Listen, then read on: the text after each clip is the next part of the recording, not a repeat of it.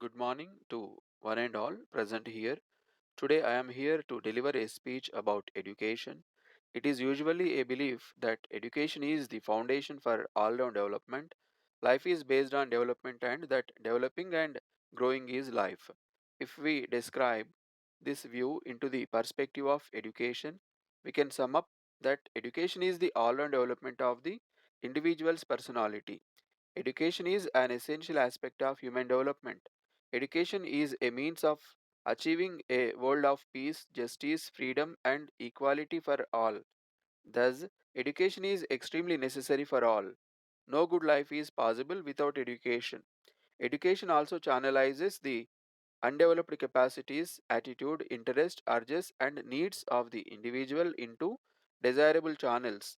The individual can adjust and modify his environment with the help of education as per his need.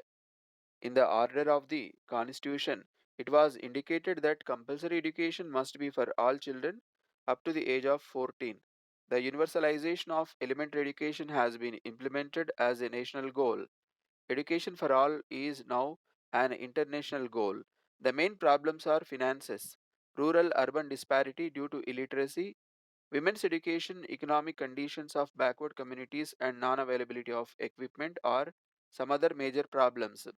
Our constitution is making arrangements for free and compulsory education with the right of minorities to establish educational institutions, as well as there are education for weaker sections, secular education, women's education, instruction in the mother tongue at the primary stage, etc. These constitutional provisions are nothing but our effort to achieve the target of the project education for all. Thus, in the end, we find that education is a significant factor for achieving success, building characters, and for living a wholesome and happy life.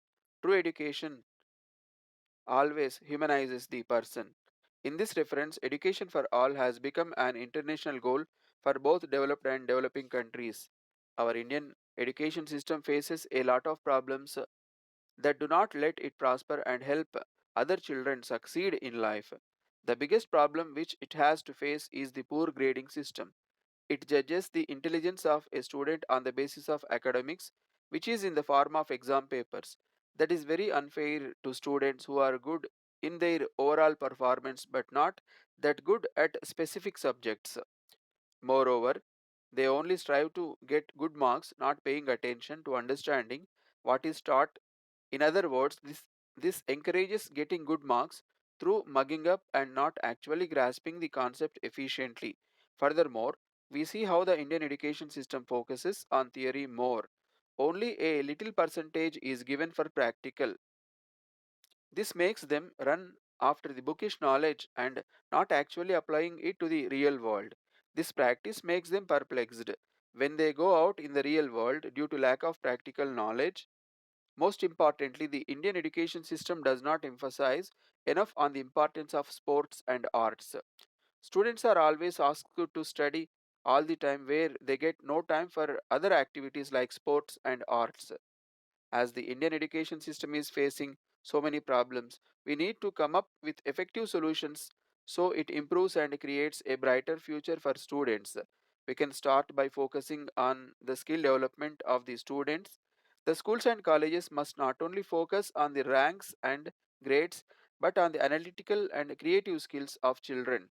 In addition, subjects must not be merely taught theoretically but with practical.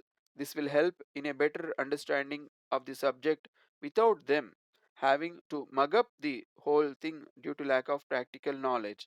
Also, the syllabus must be updated with the changing times and not follow the old age pattern.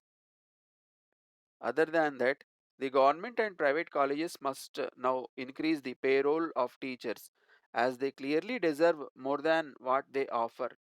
To save money, the schools hire teachers who are not qualified enough. This creates a very bad classroom environment and learning. They must be hired if they are fit for the job and not because they are working at a lesser salary. In conclusion, the Indian education system must change for the better. It must give the students equal opportunities to shine better in the future. We need to let go of the old and tradition ways and enhance the teaching standards so our youth can get create a better world.